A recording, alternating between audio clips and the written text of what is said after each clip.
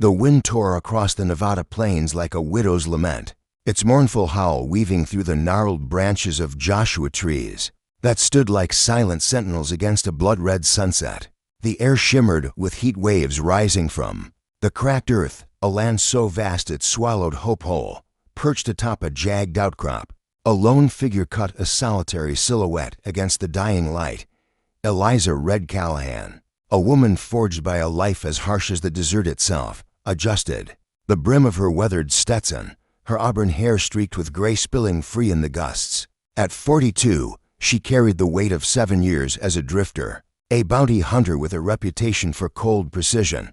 Her husband, Tom, had been gunned down by the very gang she'd once ridden with, and their unborn child lost in the chaos that followed. Since then, she'd lived by a single rule: no attachments, no mercy for the wicked. Her heart a locked vault buried beneath a leather duster and a peacemaker holstered at her hip. But tonight, the wind carried something that pierced that armor, a faint, desperate wail that stopped her cold. Her sharp hazel eyes, not green, scanned the horizon, narrowing as they settled on a dry creek bed 100 yards below. 3 figures staggered through the dust, their movements erratic, their shapes small and fragile against the endless expanse. Not children, she realized, but young women, their dresses hanging in tatters, faces gaunt and streaked with grime. One clutched her side, blood seeping through her fingers. Another leaned heavily on a limping companion, her chestnut curls matted with crimson. The third, with pale blonde hair plastered to a sweat-drenched face, cast wild, hunted glances over her shoulder. Red's hand drifted to her gun, instincts flaring. This could be a trap bandit bait or a setup by a rival hunter looking to settle a score. She'd been lured into ambushes before, her trust repaid with bullets. The memory of a scar across her ribs, a memento from a double-cross in Carson City, tightened her grip on the reins. Yet, as the wind carried their sobs pleas for water, for life, for anything, her resolve wavered. The sound tugged at a buried ache, an echo of her sister, Lily, whose laughter had once filled their childhood home until a lawless town's greed silenced it forth. Red had failed Lily, riding away when she should have stayed, and that guilt had shaped her into the loner she was. She dismounted slowly, her boots crunching on the parched earth, the creak of her saddle leather the only sound besides the wind. Her mare, a sturdy bay named Juniper, snorted and pawed the ground. Sensing her tension, Red approached with the caution of a predator, her duster billowing, her gaze never leaving the women. 10 yards out, they finally noticed her, their heads snapping up in unison. The leader, a weary girl with jet-black hair tangled beneath a tattered bonnet, raised a shaky hand, her voice a rasp barely audible over the gale. "Please," she croaked, her dark brown eyes not green, dull with exhaustion. "We're dying out here. Help us." The chestnut-haired girl slumped further, a groan escaping her lips, while the blonde sank to her knees, her breath shallow and ragged. Red's jaw tightened, her mind a battlefield. She'd learned the hard way that getting involved meant pain. Her husband's death, her sister's loss, the countless faces she'd had to turn from to survive. These women could be lying, their plight a lure to draw her into a fight she couldn't win. But as the blonde collapsed fully, her body crumpling into the dust, Red saw Lily's face in that moment of surrender, heard her sister's final plea for help. The memory cracked something deep inside her, a dam she'd built to keep the world out. She unslung the canteen from her saddle, the leather strap worn smooth by years of use, and knelt beside them, her movements deliberate, like approaching a wounded animal. The black-haired girl flinched but didn't pull away as Red tilted the canteen to her lips. Water spilled down her chin as she drank greedily, then turned to help her companions, her hands trembling with effort. "Who's after you?" Red asked, her voice low and edged with suspicion. Expecting the usual tales of stolen goods or vengeful kin, the black-haired girl hesitated, her gaze darting to the horizon where the last rays of sunlight faded. "The Iron Syndicate," she whispered, the name dropping like a stone into still water. Red's breath caught. The Iron Syndicate, a shadowy cartel rumored to control Nevada's silver mines with an iron fist, silencing dissent with bullets and bribes. She'd heard whispers of their reach, how they'd crushed entire towns to protect their profits. Why? Red pressed, her hazel eyes narrowing. The girl swallowed hard, her voice barely a thread. We saw something we shouldn't have. At the Black Rock mine, they'll kill us to keep it quiet. The chestnut-haired girl moaned, clutching her side, while the blonde lay still, her chest rising faintly. Red's mind raced. Helping them meant stepping into a war with a power she couldn't hope to outgun alone. The Syndicate's men were legion, their influence stretching from Carson City to the borderlands. Her bounty hunter's life had taught her to pick her battles, and this one screamed disaster. Yet, as she studied the women's faces haunted, yet holding a flicker of defiance, she felt the weight of her past. Lily had died because Red hadn't acted, and these women's eyes begged for the chance she'd never given her sister. She stood, scanning the darkening plains, her hand resting on her peacemaker. "Can you ride?" she asked, her tone softening despite herself. The black-haired girl nodded weakly. Helping the others to their feet, Red lifted the blonde onto Juniper, her frame light as a child, then swung up behind her, pulling the other two up with effort. The wind carried a new sound, now distant hoof beats, growing louder. The Syndicate was coming, and Red knew this choice would either redeem her or bury her deeper in the past she'd fled. The Nevada night closed in like a shroud, the stars barely piercing the thick veil of dust kicked up by Red Callahan's mare, Juniper. As she guided the three women toward a crumbling lined shack she'd spotted a mile back, the air was heavy, with the scent of sagebrush and the faint tang of blood from the chestnut-haired woman, whose shallow breaths rattled with each jolting step. Red kept her hazel eyes, not green, fixed on the horizon, her peacemaker within easy reach, the distant hoof beats of the Iron Syndicate's pursuit a persistent drum in her ears. The black-haired leader, who'd called herself Josie, clung to the saddle horn, her jet-black hair a tangled mess beneath her tattered bonnet. The chestnut-haired one, introduced as Leela, slumped against Red's back, her wound seeping through a makeshift bandage torn from Red's duster. The blonde, Etta, rode behind Josie, her pale face ghostly in the moonlight, her light brown eyes not green glazed with pain. Red reined Juniper to a halt outside the shack, its sagging roof and weathered timbers offering scant shelter, but better than the open plains. She dismounted, lifting Leela down with care, her own muscles aching from the strain. Josie slid off, supporting Etta as they stumbled inside. Collapsing onto a rickety bench, Red barred the door with a rusted beam, her mind racing. Helping them had already cost her a night's peace, and the Syndicate's men were close to close. She'd heard tales of their brutality, miners buried alive for striking, families vanished for asking questions. Yet, as she lit a lantern, its weak glow illuminating the women's gaunt faces, she felt the ghost of her sister, Lily, stirring in her chest, urging her to listen. "Who are you?" "Really?" Red asked, her voice rough but steady, crouching to tend Lila's wound with a strip of cloth. Josie's dark brown eyes met hers, wary but resolute. "We worked the Black Rock mine," she began, her voice a whisper. "Me, Leela, and Etta sisters, orphaned when the Syndicate took our claim 5 years back. They forced us into the shafts, said it was paying a debt.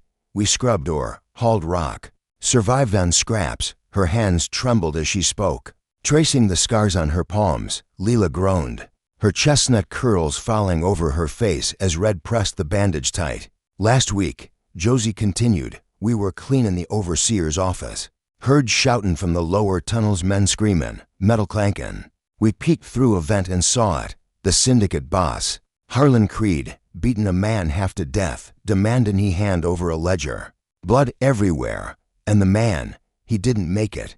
Etta whimpered, her blonde hair clinging to her sweat-soaked neck. "We ran," she murmured, her voice breaking. "Tried to tell the foreman, but he dragged us back, said if we breathed a word, they'd bury us with the others. We escaped 2 days ago, but they've been hunting us since." Red's stomach churned. A ledger could mean payroll fraud, land deeds, or worse evidence the Syndicate couldn't afford to let surface. She'd crossed paths with Creed once, a towering man with a scar across his throat, his voice like gravel over a grave. He'd bought off sheriffs and judges, his silver empire built on bones. "Why'd you come this way?" Red asked, her tone hardening. Josie's gaze dropped. Heard a bounty hunter might help someone who don't bow to the syndicate. Didn't know it'd be you. Red snorted, a bitter edge to it. She'd taken syndicate bounties before, always the easy ones, drunks and deserters. Never the big fish. Helping these women meant turning on Creed, a fight that could end her. Her mind flashed to Lily, betrayed by a town too scared to stand up. And the weight of that failure pressed down. These sisters weren't her blood, but their fight echoed her own. Leela stirred, her hazel eyes not green, fluttering open. They'll come for us, she rasped. Creed don't leave loose ends. Red nodded, checking her gun. The shack's walls wouldn't hold against a determined assault, and the women were in no shape to run. Yet, as she watched Josie cradle Etta, their bond a mirror to the sisterhood she'd lost, Red felt a shift. She'd lived for vengeance, but maybe justice was worth more. Rest, she said, her voice softening. I'll hold Em off as long as I can. Josie's hand brushed hers, a silent thank you. And Red turned to the window, peering into the night. The hoofbeats were louder now, a storm brewing on the plains, and with it, the ghosts of her past demanded she choose run or fight for a family she'd never had. The Nevada night pressed against the line shack like a living thing, the wind rattling its warped timbers as Eliza Red Callahan stood guard by the single grimy window. Her hazel eyes, not green, pierced the darkness, tracking the faint glow of lanterns bobbing in the distance, harbingers of the Iron Syndicate's pursuit. Inside, the air was thick with the scent of sweat and blood. The three sisters, Josie, Leela, and Etta, huddled on the bench, their ragged breaths a fragile rhythm. Josie, the black-haired leader, pressed a damp cloth to Lila's side, her dark brown eyes not green shadowed with exhaustion.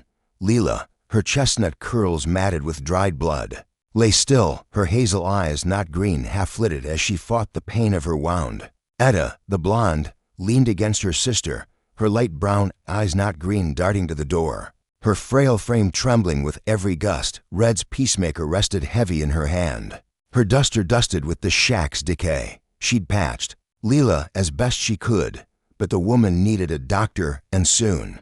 The sister's tale of the Black Rock mine of Harlan Creed's brutality, and a ledger that could topple his empire echoed in her mind, stirring memories of her own losses. Lily, her sister, had died because Red hadn't acted when a corrupt town turned a blind eye. These women's fight was a mirror to that failure, and the weight of it gnawed at her. She'd sworn off attachments, but the sister's desperation had cracked her resolve. And now the syndicate's approach sealed her fate. A sharp crack split. The silence hoof beats, close now, accompanied by the jingle of spurs. Red motioned for silence, her heart pounding as she peered out. 5 riders emerged from the gloom, their silhouettes hulking against the lantern light.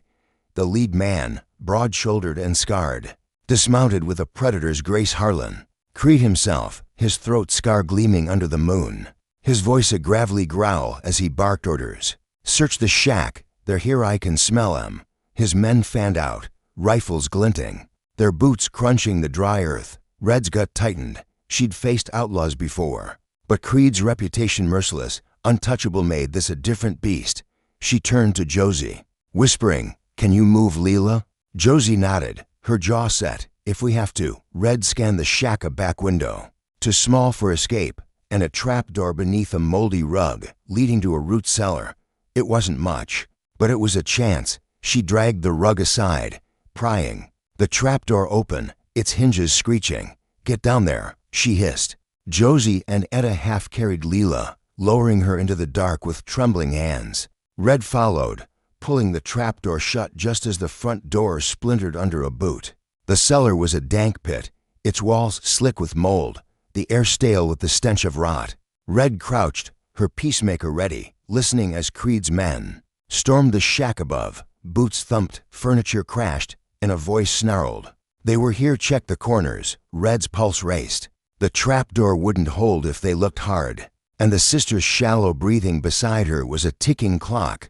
She glanced at Josie, who clutched a jagged rock, her eyes fierce despite her fatigue. Leela whimpered, her wound seeping anew, while Etta pressed a hand to her sister's mouth, stifling the sound. A beam of light pierced the trapdoor's edge. Creed's lantern. "Smell that blood," he muttered, his shadow looming. Red's finger tightened on the trigger, her mind flashing to Lily's last moments, abandoned to a mob. She wouldn't let that happen again. She signaled Josie to stay low, then eased toward the trapdoor, planning a desperate shot. But before she could act, a shout rang out, riders coming from the north, and the men above froze.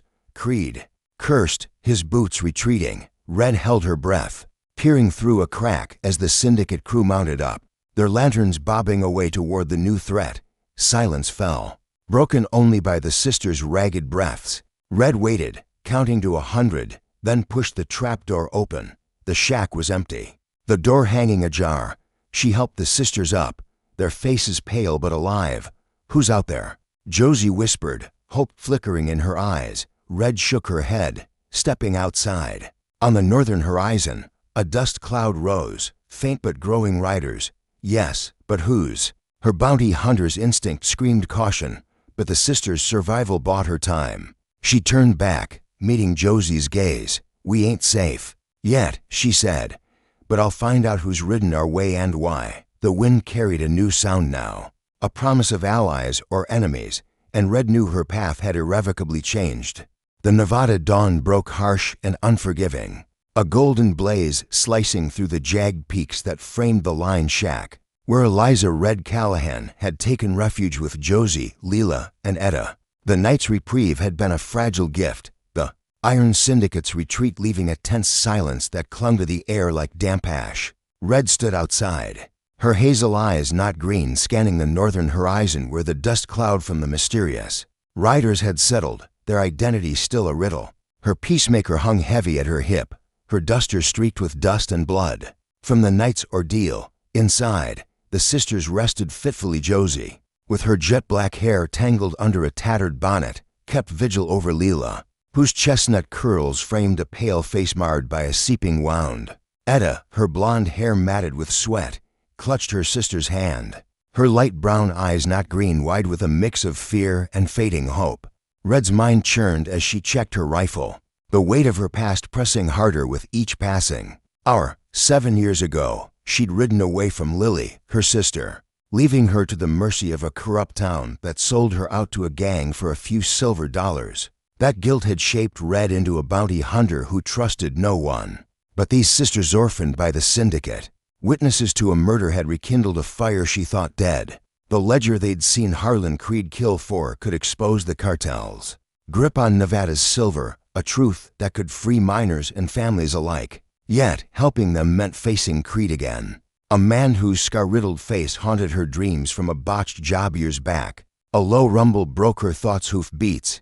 Closer now. Rolling in from the north, Red signaled Josie to stay low, her hand steadying the rifle as she took position behind a crumbling wall. The riders crested the rise, 6 figures, their horses lathered, their gear worn but purposeful. The leader, a lean man with salt and pepper hair beneath a battered hat, raised a hand in peace. "Name's Gideon Holt," he called, his voice rough but honest. "Heard gunshots last night. You the one holding off the Syndicate?" Red eyed him warily, noting the faded Union cavalry insignia on his saddle. Ex-soldier, maybe, or a drifter. With a cause, behind him rode 5 others, 2 women in patched dresses, a grizzled older man, and 2 young men with rifles slung low, their faces etched with the same hunted look as the sisters. "Depends," Red replied, her tone guarded. "Who are you to them?" Gideon dismounted, his boots kicking up dust. "Folks the Syndicate ran off their land. Lost my ranch to their taxes 3 years back. These here are kin and survivors: Minnie, Clara, old Jed, and the boys, Sam and Levi. We've been tracking Creed's men, hoping to find proof of his dirty deals." He glanced at the shack. "Heard you got 3 girls in there. Witnesses?" Red nodded curtly, stepping aside to let him see Josie, who emerged with Leela and Etta. Gideon's eyes softened. "Same story as ours. Creed's been burying secrets and people to keep his silver flowing." Before Red could respond, a new sound erupted: gunfire, sharp and staccato, from the south. Creed's men, at least a dozen, charged into view, their lanterns blazing like a war party. Red cursed, shoving the sisters back inside as Gideon's group scattered, drawing weapons. "Get to the cellar," she barked, herding Josie, Leela, and Etta down the trapdoor. She joined Gideon outside, her rifle barking as she took down the first rider, his horse rearing wildly. Bullets chewed the shack's walls, splintering wood, and Red dove behind a barrel, her heart pounding. Gideon's people fought with desperate skill, Minnie firing a shotgun, Sam and Levi flanking with pistols, but the Syndicate's numbers overwhelmed. Red spotted Creed, his scarred throat a grim beacon, directing the assault from a ridge. She aimed, her shot grazing his shoulder, forcing him to duck. The battle raged, dust and smoke choking the air, until a Syndicate bullet caught old Jed, his cry cutting off as he fell. Red's chest tightened, another life lost because she'd gotten involved. She fired again, dropping a gunman, but the odds were grim. Then a horn blared from the North reinforcements. Gideon's allies, a dozen more riders pouring in. Their shouts a thunderous roar. The Syndicate faltered, Creed shouting retreat as his men scattered, leaving bodies in the dust. Silence descended, broken by the groans of the wounded. Red helped Josie tend Leela, whose wound had reopened, while Gideon approached, his face grim. "That was close," he said, "but we got him running." Red nodded, her gaze on the sisters for now. "Creed won't stop till he's got that ledger or us dead." Gideon frowned. "Ledger? That what this is about?" Josie spoke up, her voice steady despite her fatigue. "It's proof of forged claims, land and silver rights. Creed killed for it." Gideon's eyes darkened. "Then we've got a fight ahead. I lost my boy to their greed. This could end it." Red felt a pang, another family torn apart. Like hers, she thought of Lily, abandoned to die, and the sisters' courage. "I'm in," she said, her voice firm, "but we need a plan." As they spoke, Etta pointed to the horizon, another dust cloud, smaller but deliberate. Red's gut twisted. The Syndicate was regrouping, and this time they'd bring more. She turned to the shack, the sisters' eyes on her, and knew her path was set not just for vengeance, but for a justice that could heal the scars of her past. The Nevada sun beat down like a forge hammer, turning the line shack into an oven as Eliza Red Callahan stood watch, her hazel eyes not green squinting against the glare. The battle with the Iron Syndicate had left the air thick with gunpowder and the acrid tang of blood, the ground littered with spent shells and the bodies of Creed's men. Inside, Josie, Leela, and Etta clung to life, their ragged breaths a fragile thread. Josie, her jet-black hair matted with sweat beneath her tattered bonnet, pressed a cloth to Lila's worsening wound, her dark brown eyes not green burning with determination. Leela, her chestnut curls damp with fever, lay on a makeshift pallet, her hazel eyes not green fluttering as she fought delirium. Etta, her blonde hair clinging to a pale face, hovered close, her light brown eyes not green wide with terror and hope. Gideon Holt and his crew, Minnie, Clara, Sam, Levi, and the grieving widow of old Jed gathered outside, their faces grim but resolute, rifles reloaded and ready. Red's mind churned with the weight of the ledger, the key to unraveling the Syndicate's empire of forged claims and buried bodies. She'd faced Creed before, a scar on her arm, a reminder of a job gone wrong. But this was personal now, the sister's story of witnessing a murder. The ledger's promise of justice for minors and families like Gideon's echoed the betrayal. That cost her sister, Lily. She'd run from that guilt for years. But these women and their fight had dragged her back, forcing her to confront the past she'd buried. The Northern Riders' rival had bought time, but the Syndicate's regrouping dust cloud on the southern horizon signaled a storm brewing. "Creed's combing back," Gideon said, his salt and pepper hair glinting under his battered hat. As he checked his revolver, "He'll bring reinforcements, maybe 20, 30 men. We can't hold this shack." Red nodded, her gaze on the sisters. "We don't have to. We take the fight to him, get that ledger and end this." Minnie, a stout woman with a shotgun, spat into the dust. "You sure about this, Red? We're outnumbered." Red's jaw tightened. "Not if we hit their camp first. The Black Rock mines where they're holed up. Ledger's there, and so's Creed." Levi, the younger of the brothers, adjusted his rifle. "I'm in, for Jed." The group murmured agreement, their resolve hardening. They devised a plan. Red, Gideon, and Sam would infiltrate the mine under cover of dusk, while Minnie, Clara, and Levi held the shack as a decoy. Red helped Josie secure Leela and Etta in the cellar, her hands steady, but her heart heavy. "Stay alive," she told them, her voice rough with unspoken care. Josie gripped her arm. "You too. We're counting on you." Red nodded, mounting Juniper, the mare's flanks quivering with anticipation. As they rode out, the southern dust cloud grew, Creed's war party closing in, their shouts a distant promise of violence. The ride to Black Rock was a gauntlet rattlesnakes slithered from their path, and the wind carried the faint clang of mining tools. Red led the way, her senses sharp, recalling the mine's layout from a bounty hunt years ago. They dismounted a half-mile out, creeping through the shadows of her carts and rusted tracks. The mine entrance loomed, guarded by Syndicate men, their lanterns casting eerie pools of light. Red signaled, and Gideon lobbed a rock. Drawing the guards away, she and Sam struck faster. Peacemaker dropped one with a clean shot. Sam's knife silenced the other. They dragged the bodies into the dark, joining Gideon inside. The tunnels were a labyrinth of damp stone and echoing drips, the air thick with the stench of sulfur and fear. They navigated by memory, Red's scar itching as they neared the overseer's office. Inside, Creed stood over a table, the ledger open before him, his scarred throat pulsing with rage. "Find those girls," he roared to his lieutenants. Red kicked the door open, gun drawn. "Looking for me?" she said, her voice a steel edge. Creed whirled, drawing a double-barreled shotgun, but Gideon and Sam flanked him, their weapons trained up. The fight erupted. Creed fired, the blast shattering a crate as Red dove, rolling to fire back, her bullet grazing his arm. Gideon tackled a lieutenant, wrestling for a rifle, while Sam ducked a knife thrust, countering with a brutal punch. The office became a storm of fists and steel, dust choking the air. Red lunged at Creed, her knife slashing his thigh, but he caught her wrist, slamming her against the wall. Her vision blurred, Lily's face flashing before her. Abandoned, betrayed. With a surge of fury, she broke free, driving her elbow into his jaw. Creed stumbled, and Gideon finished him with a rifle, but to the head, the big man collapsing. Blood pooling, panting, Red snatched the ledger, its pages filled with forged deeds and blood-stained accounts.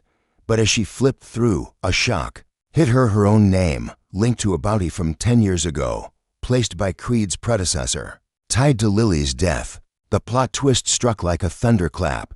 Lily hadn't been betrayed by the town alone. Creed's gang had orchestrated it, framing Red to silence her. The realization fueled her rage, but also a flicker of purpose. She handed the ledger to Gideon. "This ends the syndicate," she said, "and my past." Outside, Minnie's decoy held explosions from dynamite distracted the reinforcements, but the cost was high. Levi lay wounded, Clara sobbing over him. Red rode back with the ledger, the sisters emerging from the cellar, their eyes lighting at the sight. But the victory was bittersweet. Creed's men regrouped, their war cries echoing as the sun dipped, promising a final stand. Red gripped her gun, the sisters' lives and her redemption on the line, knowing the fight was far from over. The Nevada night surrendered to a fragile dawn, the first rays of sunlight spilling over the jagged peaks surrounding the line shack. Like a promise long delayed, Eliza Red Callahan stood amidst the wreckage, her hazel eyes not green scanning the blood-streaked earth where the Iron Syndicate's final assault had faltered. The air still carried the acrid bite of gunpowder, mingling with the faint scent of sagebrush stirred by a cooling breeze. The ledger, its pages crinkled with evidence of forged claims and silenced lives, rested in her hands, a weight heavier than gold. Inside the shack, Josie, Leela, and Etta clung to life, their ragged breaths a testament to their resilience. Josie, her jet-black hair disheveled beneath her tattered bonnet, tended Lila's wound with a steady hand, her dark brown eyes not green alight with hope. Leela, her chestnut curls damp with sweat, managed a weak smile, her hazel eyes not green, clearing as the fever broke. Etta, her blonde hair matted but her light brown eyes not green bright, held her sisters close, their bond a beacon in the chaos. The battle had been a crucible. After Red secured the ledger from Black Rock Mine, the Syndicate's reinforcements 30 men strong had descended at dusk, their war cries shaking the plains. Gideon Holt and his crew Minnie, Clara, Sam, and the wounded Levi had fought with desperate fury. their dynamite blasts turning the shack into a fortress of fire and smoke. Red had led the charge, her peacemaker blazing, each shot a release of the guilt that had haunted her since Lily's death. She'd faced Harlan Creed again, his scarred throat a grim mask as he lunged with a knife, but Gideon's rifle had ended him, the big man crumpling into the dust. The cost was high. Two of Gideon's riders fell, their bodies a silent plea for the justice Red now held. As the syndicate retreated, broken and leaderless, Red turned to the sisters. "We did it," she said, her voice rough but warm, handing the ledger to Josie. "This'll bring em down." Josie's fingers trembled as she took it, her eyes meeting Red's. "Not just us," she replied. "You gave us a chance." Leela reached for Red's hand, her grip weak but grateful, while Etta whispered, "Your family now." The words struck Red like a bullet to the heart, a healing wound where Lily's memory had festered. She'd lost her sister to a town's cowardice, but these women orphaned, hunted, yet unbroken offered a new kinship she hadn't dared hope for. Gideon approached, his salt and pepper hair dusted with ash, his face etched with both loss and triumph. "Territorial marshals are ridden in from Carson City," he said. "Got word from a scout. They'll take the ledger, sort the claims." Red nodded, her gaze drifting to the horizon where the marshal's dust cloud rose. The ledger would expose the syndicate's fraud-forged deeds that had stolen land from miners and ranchers. A web of corruption stretching across Nevada. Gideon's people would reclaim their homes, and the sisters could start anew. But Red's name in those pages, tied to a decade-old bounty, lingered in her mind. The twist that Creed's gang had framed her for Lily's death had shifted her purpose from vengeance to redemption. The marshals arrived at noon, their badges glinting in the sun. Led by a grizzled captain named Elias Kane, he took the ledger, his eyes narrowing as he read. "This'll hang what's left of the syndicate," he said, "and your name. Callahan, looks like you were set up. We'll clear it." Red felt a weight lift. Though the scar of her past remained, she turned to the sisters who'd been given water and blankets by the marshals. "Where'll you go?" she asked. Josie smiled faintly. "Maybe stay here, build something with you, if you'll have us." Red hesitated, her loner's instinct warring with the warmth in their eyes. "I ain't good at stayin'," she admitted, "but I'll see you safe first." Days passed as the marshals sorted the claims, returning land to its rightful owners. Gideon's crew rebuilt a nearby cabin, naming it Haven Rock, a symbol of their reclaimed lives. Minnie took charge, her shotgun now a tool of protection, while Clara tended a garden, a patch of green against the desert. Sam and Levi recovered, their laughter a balm for old Jed's loss. The sisters joined them, Lila's strength returning, Etta's hope blossoming. Red lingered, teaching them to shoot, to track, her bond with them growing into a quiet family. She thought of Lily often, her sister's face in the wind, and found peace in knowing she'd honored that memory. One evening, as the sun dipped into a fiery horizon, Red prepared to ride out. The marshals had cleared her name, and the syndicates. Remnants were scattered. Josie handed her a carved wooden token, a miner's mark. "Come back," she said. Red nodded, mounting Juniper. "If I hear you need me." As she rode off, the sisters' waves faded into the distance, but the token warmed her pocket, a promise of return. Yet, a shadow flickered on a ridge, someone watching.